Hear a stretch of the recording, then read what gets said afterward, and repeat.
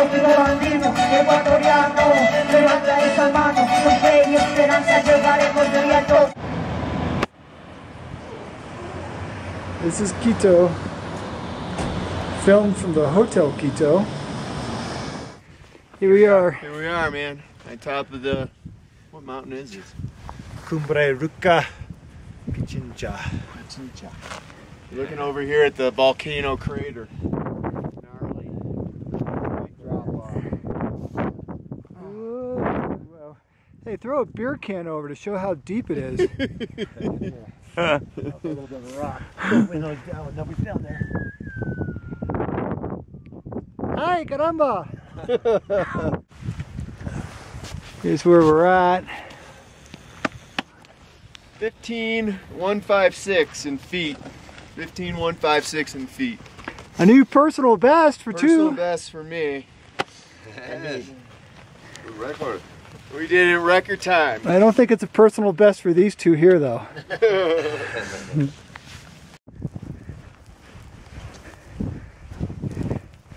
Skiing the ash.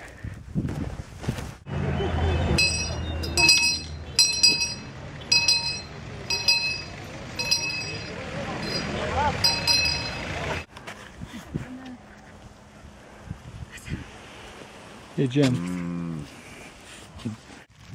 Well, here are the Illinizas.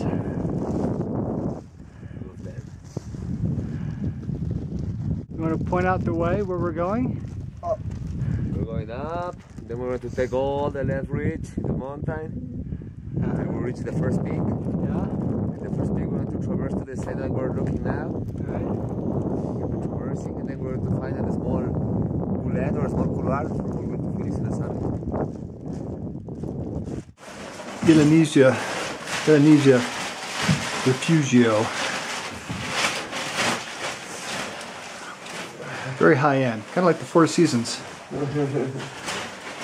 But surprisingly, It feels as good as the Four Seasons right now. it sure does. It feels great. The kitchen is a nice surprise. Nice cup of tea. That was great. Yeah, perfect. Yeah, it helps, eh? Yeah. We got a little scrambling. Yeah. For the scrambling. Let me get my camera out. We came up this way. I barely got a picture of the hut. The hut was already kind of going behind us. That wind was very cold in the beginning, Yeah. huh? Oh, that wind was blowing so hard. I was not feeling my nose, man. Hey, Are you I'm filming. filming? That's sort of where we came from. Okay, we're like 16.5 and we're gonna put a little safety in and run a rope. And we're gonna traverse this section right here. And we just came along this way. And right here was not a long traverse, but that was a do not fall traverse. It was absolutely going to fall. That was absolutely not.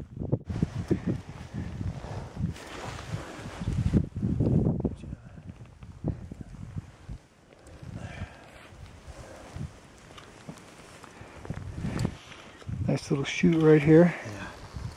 Good job. And we're going this way. And then up that way, I think. Go down? I want to tell you a little more. Okay.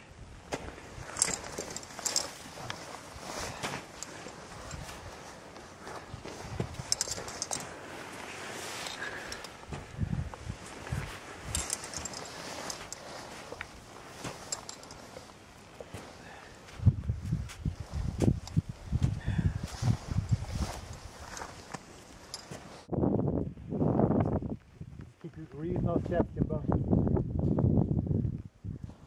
The whole lab, right?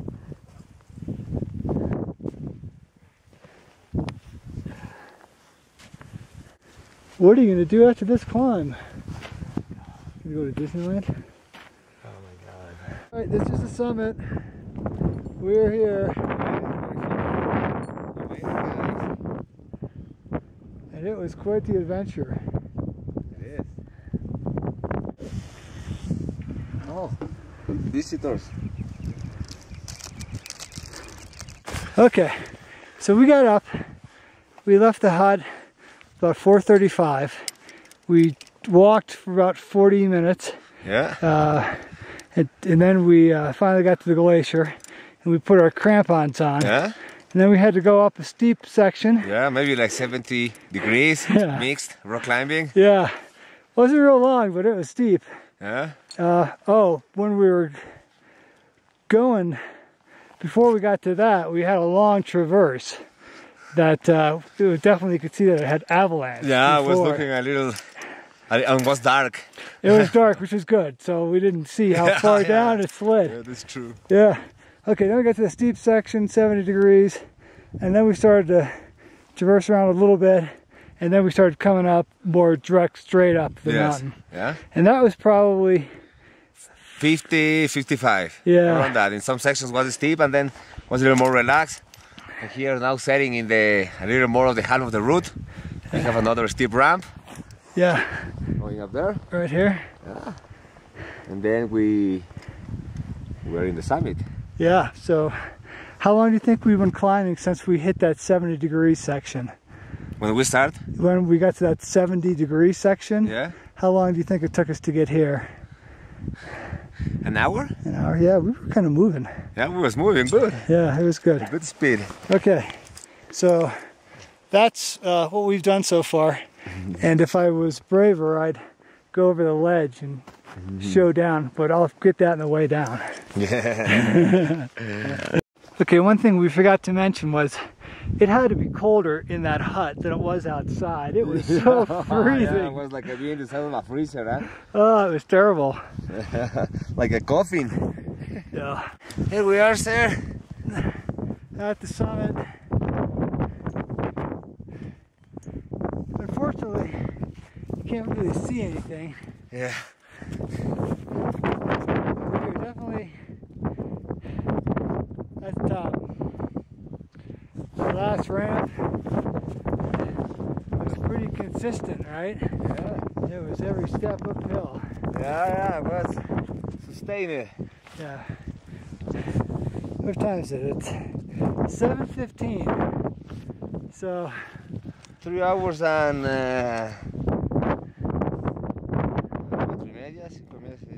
less than 3 hours. less than 3 hours. Excellent time. There's Nacho. Woo! There's our steps up. That is a picture of a crevasse I just went into. Not real deep, just up to waist, but that's definitely a new experience for me. Definitely is a crevasse. Or the route going down.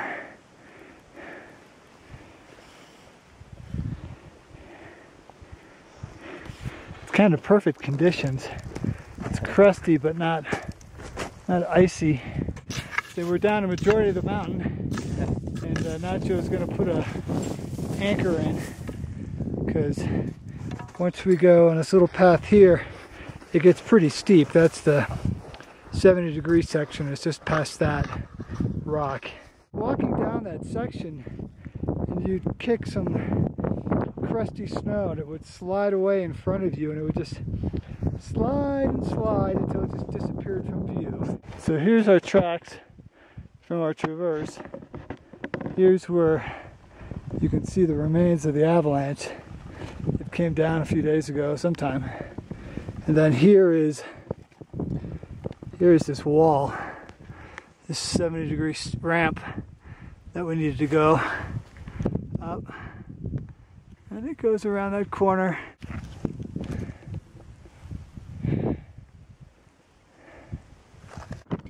To the final push down to the hut. No view. We're back. We're back. 4.5 hours. 4.5 hours. It's 9. It was good. Excellent time, Alex. Congratulations. Thank you. Here I am. I The made unique it. mountain that we have now is Cayambe and Montañita Beach. Yeah.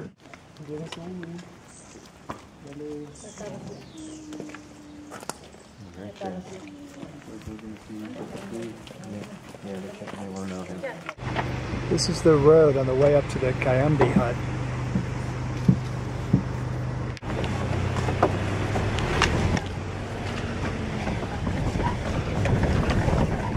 Lots of flower fields. We just drove past a sign that showed us a separation between northern hemisphere and southern hemisphere. This is the most amazing road I've ever been on in my life. We're only going 21 kilometers. We've probably been in the car for what, 45 minutes? Yeah, easily. We're at 14,500 feet going to 15,100. And the amount of hairpin turns and exposed sections, it's just been unbelievable. Okay, we are here at the Refugio at Cayambe, and there's Cayambe in the background, or at least some portion of it. And here's the refuge. It's a very nice refuge.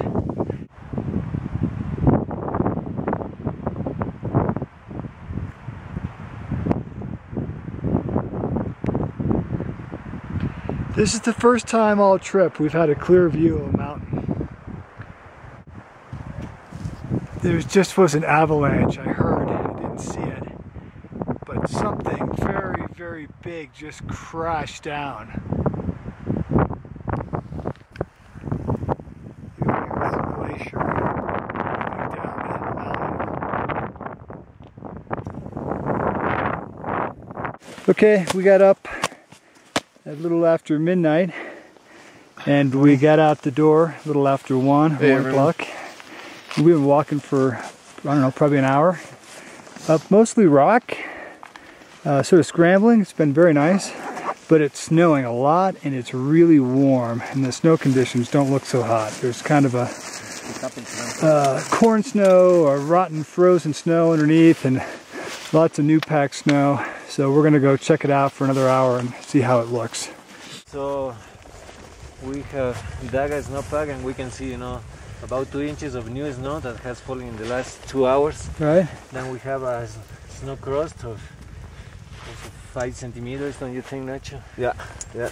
About 2 inches, and then we have a huge layer of corn snow, non-consolidated. You can see. Also, we was trying to dig until find ice, but you can see that I can put all my ice axe. Go to the. And this ice axe is an old one, it's a long one.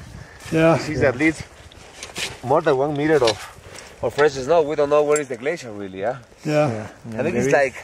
Also, the problem is that this kind of snow have a lot of water. Yeah. And that works like if you have a lot of little balls with a lot of oil between them. Yeah. Yeah. Okay. There is no cohesion, between the grains. Right. of It's just corn completely snow. We heard it. We can feel the slabs Yeah. collapsing when we walked. What did you feel, Alex? I felt it go kapoof. So when we started last night, we came up this way. And we continued along this path. And we went right over top of this mountain. We didn't go around it. We went right over the top of it to continue along our way to get to the glacier. You can see the real blue glacier, and then you can see the avalanche where it avalanched last night above it. I gotta assume there was a lot of other avalanches going on last night.